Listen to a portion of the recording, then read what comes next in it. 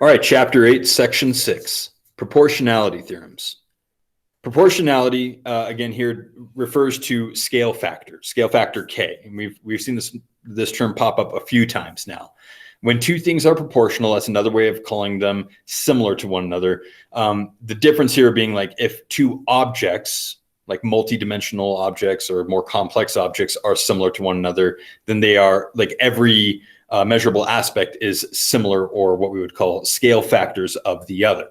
Okay, so similarity refers to a little bit more of a complex object, where I would call simpler objects, like say segments, proportional to other segments. Okay, so proportionality is more of a specific term in regards to similarity. But in this section, we're going to look at three very special situations, very unique situations. And I'll point out like where you're going to, like when you see the diagram, how to identify when you're going to be using whichever property. But again, we're going to cover three major theorems in this section, and just do an example for each. I'm not going to go super in depth into each of the theorems because again, they're very, very unique and very specific in nature. So I'm not going to like spend a ton of time on each, but they are worth noting. And I'll mostly focus again on how you can visually identify that case, and then just what do you do mathematically beyond that. All right, so our first theorem, first of the three, is the triangle proportionality theorem. You can read the definition, that's the formalized thing, but essentially this is what you will see for this case.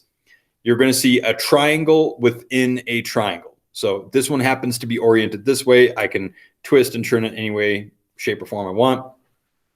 But essentially for this theorem to be used, I have a triangle embedded in a larger triangle. Triangle RTU is part of triangle RQS. They share multiple pieces right here. And I have a triangle within a triangle. And then the second piece I want you to notice is that both of the bases of these two triangles here, both the large major one and the one that is embedded within it, both of the bases are parallel to one another, okay, as shown here by these red arrows.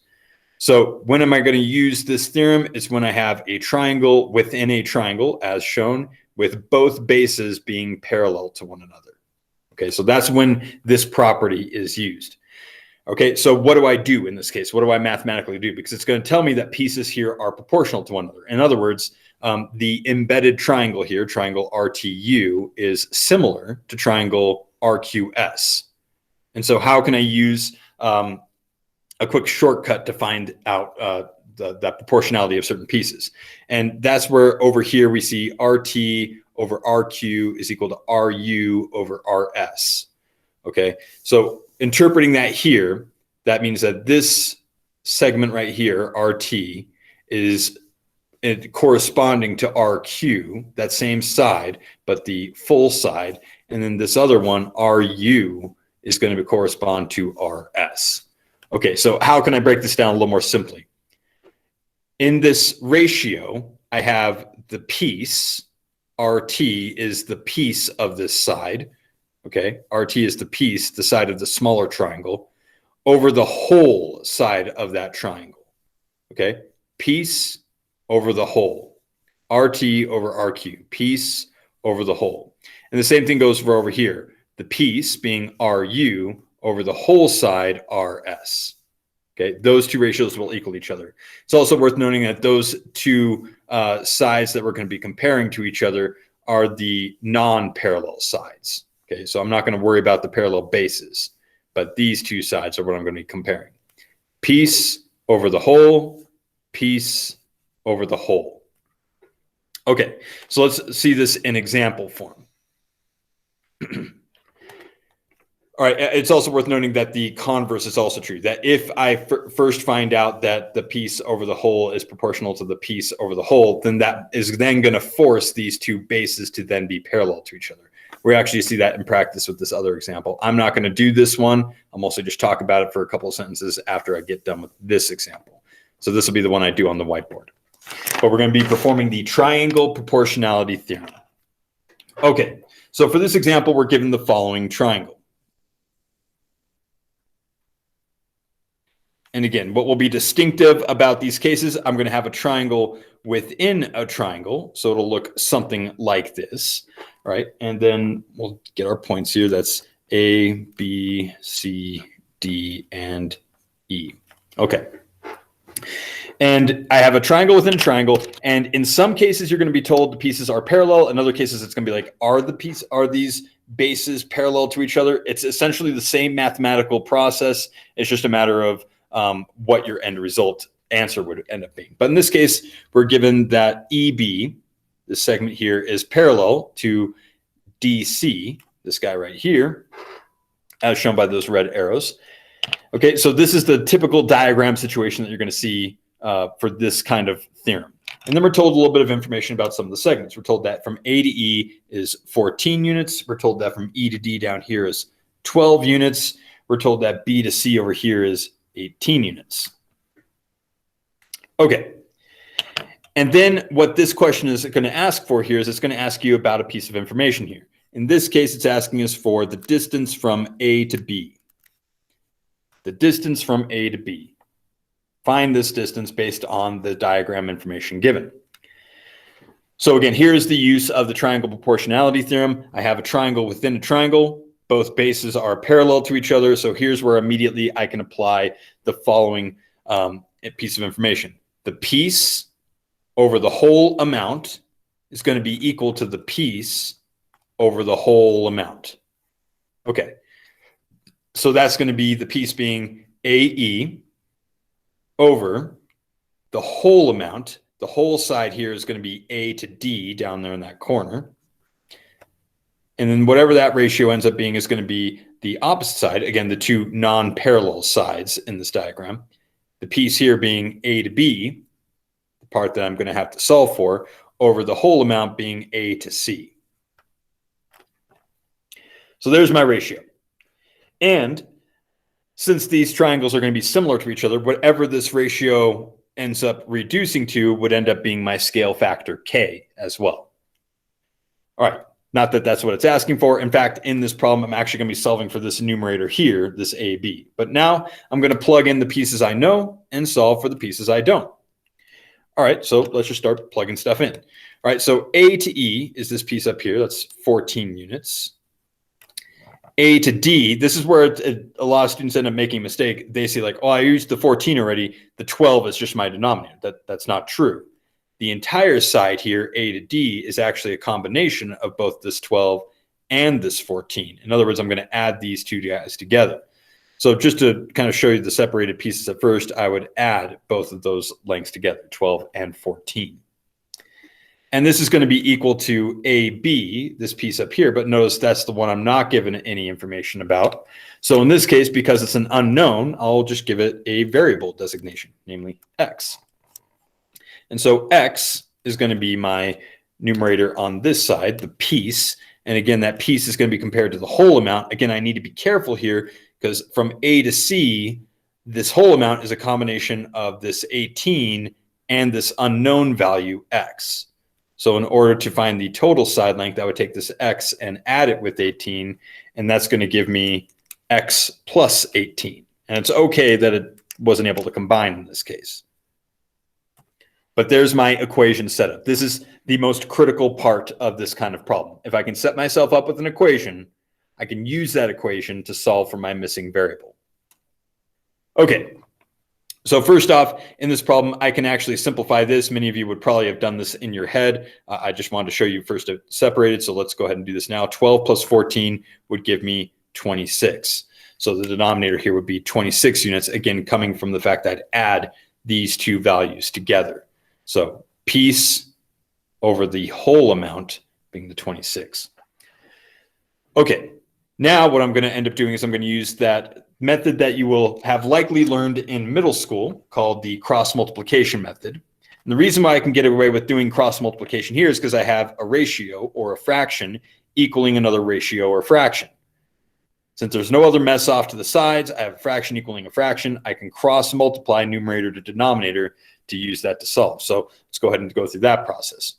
So if I multiply 14 times this X plus 18, here's where I need to again be careful, because if I'm multiplying this 14 throughout this, that's distribution. So let me just kind of express that mathematically first. That would be 14 times the X plus 18. Okay, I'll end up distributing this in just a second, but that'll equal the other side where again I cross multiply 26 times x or 26x. Okay, so this is cross multiplication, again a technique that you would have learned in middle school. Fraction equaling a fraction, you can cross multiply. Now I'm going to distribute this, so when I multiply 14 throughout this, 14 times x will give me 14x. 14 times 18, don't feel like you have to be a hero, use a calculator, it turns out to be 252. Don't be too impressed, I've done this for 2 other periods already. So anyway, and then over here, it's still 26x. Great, so this is a little bit more familiar, a little more traditional at this point. Now what I'll do is I'll do the combination of like terms and moving stuff away from the variable to solve for the x, just like you would have done for years now at this point. But first thing I want to do is I want to combine my x's together. So I'm going to take this positive 14x here and subtract it to both sides. So I'm going to be left it with the 252 here on the left. And when I subtract 14x from 26x, there are 12x left over. Now to get the x by itself, I'm going to divide both sides by the multiplied 12. I'm going to be left with x alone on the right. And 252 divided by 12 will end up being 21. Again, you can check that on a calculator. So I've officially solved for my variable, but again, be careful at this point.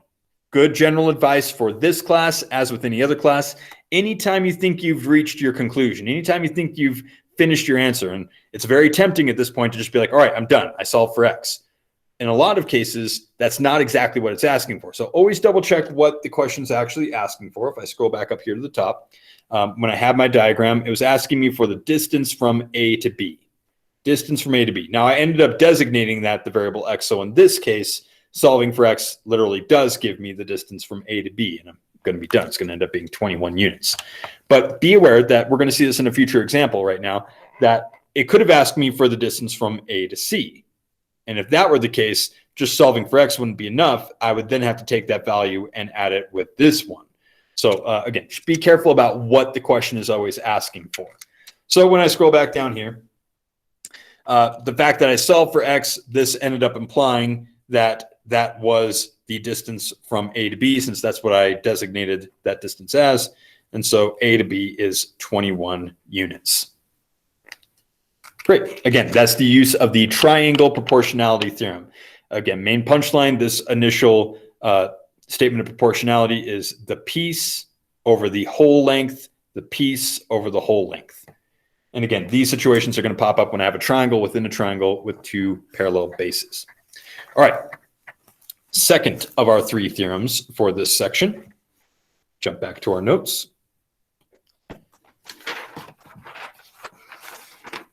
Actually, really briefly, let me just mention something about this example. So we spent that time covering this example.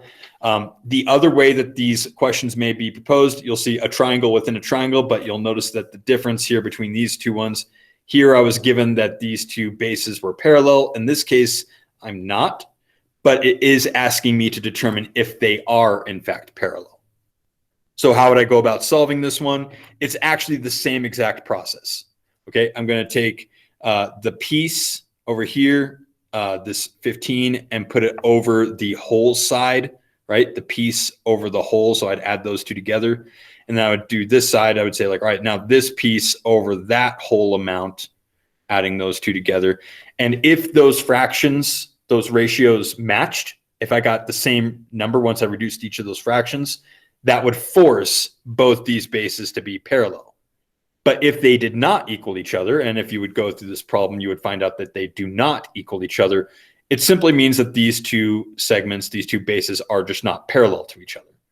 Okay, so that's just another way to ask that question. All right, so let's move on to our next theorem. The next one also has a very unique look to it, to at least what you'll see in these diagrams. Here's this crazy mess right here. Let me cover that. All right, this crazy mess right here is what we're going to be dealing with. This one's called the 3 parallel lines theorem. Not very cleverly named, because essentially we're going to deal with 3 parallel lines. All right, so in this diagram, you can see that I have 3 lines that are parallel to each other, as shown by these red arrows right here. And they're going to be cut by 2 transversals, is what they're called. So essentially, they're going to be crossed by 2 different lines. All right. Basically a big mess of intersections, right? And essentially how this one's going to break down is you're going to see a diagram like this. Again, I could take this and twist it so that the parallel lines are going up, down instead of left, right. It doesn't matter. But I'm going to see something like this. And then essentially it's going to break down with the same type of property as what we just went over in the last theorem. The piece over its whole amount, okay, the whole amount being here, like we're talking about the lengths of these transversals crossing the parallel lines. So the piece from C to D here over its whole length from C to E, that between each of the parallel lines, has to be proportional to, again, the piece like HG here over its whole side being H to F, that whole side. Okay, so the pieces being the ones between two of the parallel lines and the whole being all the way to the other parallel line. Okay, so let's see this on the whiteboard and see what we're kind of talking about here. So here is this one will be pretty distinctive because it's going to be very, it's going to look like just a bunch of lines intersecting each other, and they essentially are. But the constant here is that I'm going to have three parallel lines.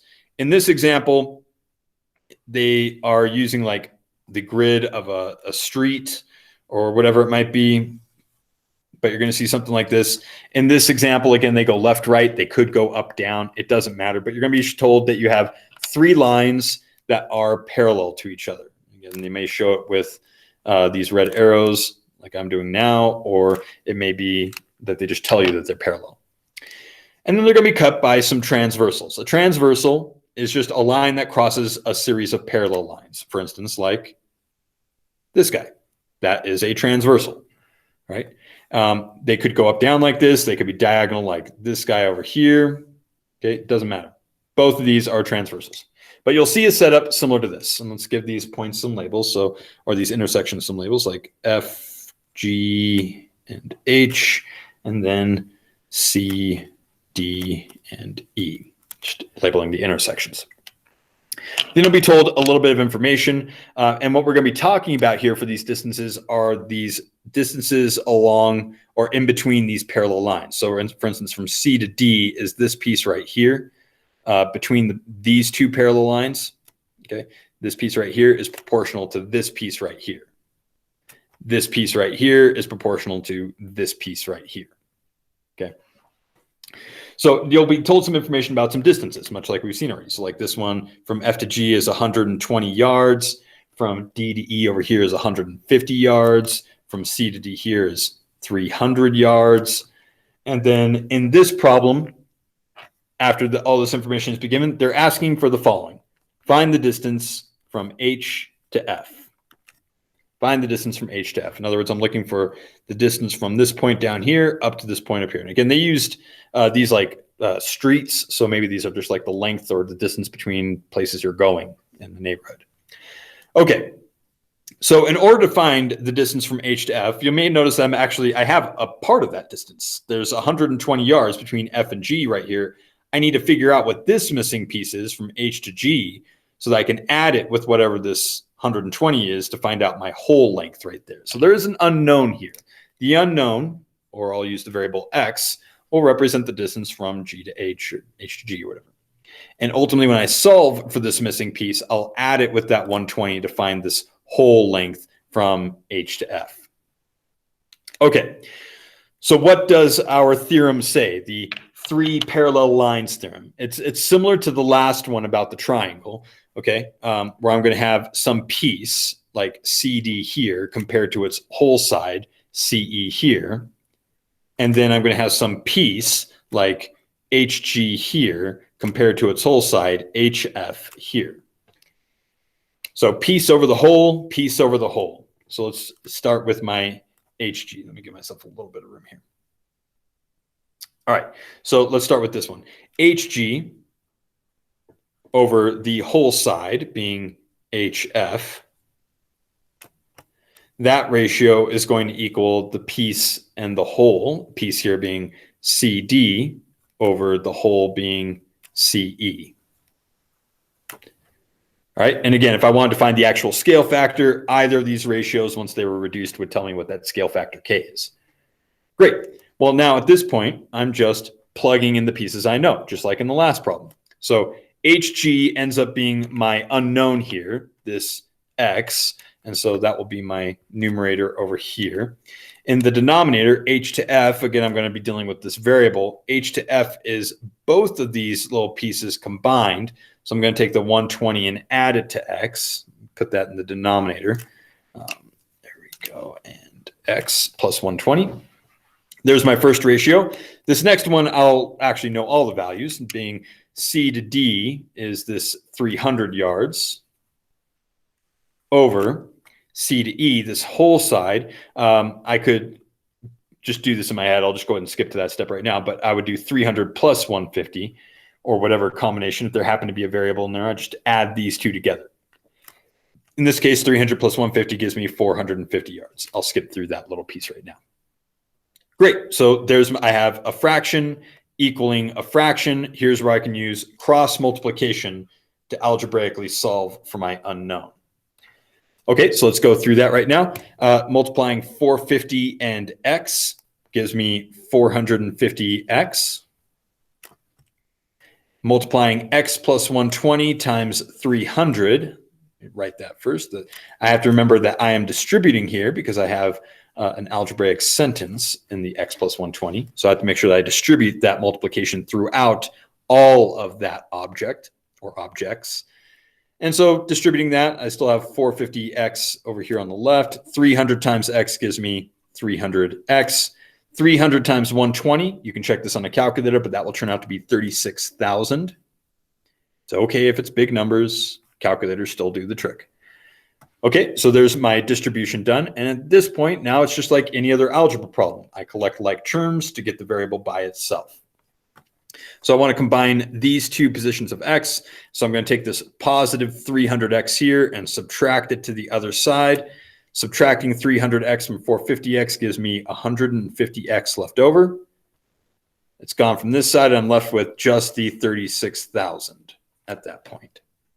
And now, in order to get x by itself, I would divide both sides by that 150. Don't be a hero, use a calculator. So I'd take 36,000 divided by 150 gives me 240. So x is 240. And just like the last problem, before I just conclude, because again, it'd be very tempting to just stop right here. I solved for my variables successfully. Double check to see what the problem is asking for. So as you can see in this problem, it's asking me for the distance from H to F, this whole side right here. Well, I just solved for this piece. This piece from H to G is 240 yards. So if I want this whole length, I'm going to have to end up combining both of these, the 120 and the now I know 240, to find out that whole length. So just finishing that algebra, just very briefly. If x is 240, this is going to mean that my H to F distance is going to be that 240 I just solved for, plus the 120 I already knew from, separate this out, the 120 I already knew from what I was given. Right? And so when I add these two together, HF equals 360 yards. Done. Similar strategy is what we had in the last theorem. Piece over the whole is equal to piece over the whole. All right, let's move on.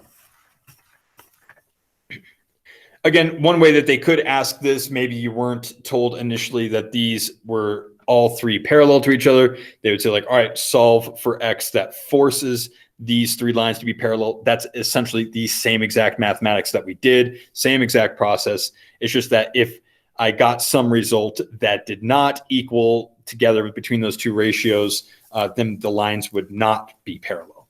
That's just the different way of asking it. All right, our third and final theorem for this section is all the way down here at the bottom. Okay. This one is called the triangle angle bisector theorem. Mouthful, I know. Okay, but essentially we're dealing with this. You're going to see diagrams like this where you're given some triangle and you're going to see it split by some ray. And typically in big ideas, they'll be giving it to you with a different color, or I'll help you identify it on a test if it's a little more difficult to see. But here's this term angle bisector. And more specifically, this term bisector for us means to chop something in half. So if that thing I'm chopping in half is an angle, it's going to look like this. All right, VT here is an object that bisects this corner angle V. How do I know? You'll notice both of these little arches. These arches mean that these two little slivers here are congruent to each other. And that matters because when these two things are congruent to each other, it means that this has been chopped in half to equal slices. Okay, so for instance, if this whole corner was, say, 60 degrees, each of those slivers would be 30 apiece. Okay, so you'll either see these arches denoting congruence right here to show that this angle has been bisected, or maybe they just explicitly tell you the degree measurement, like if it said 30 degrees and 30 degrees, it's the same thing. They're both congruent to each other, meaning also that the angle has been bisected. Okay, so again, very unique, very specific case right here, that if I have one of the angles of a triangle that has been bisected or chopped in half, it's going to split these things up into proportional pieces. Okay, this one's going to be set up a little bit differently. So let me first show you where this ratio would be set up here. And actually, let me just jump to Whiteboard so you can kind of see this one and how it's set up. Okay, so here we have the following triangle that I had here in the margin. Okay, we had triangle VSU. All right, and maybe you're told some information here. Maybe you're told that, say, for instance, V to S is 24 units. Maybe you're told that V to U is 48 units.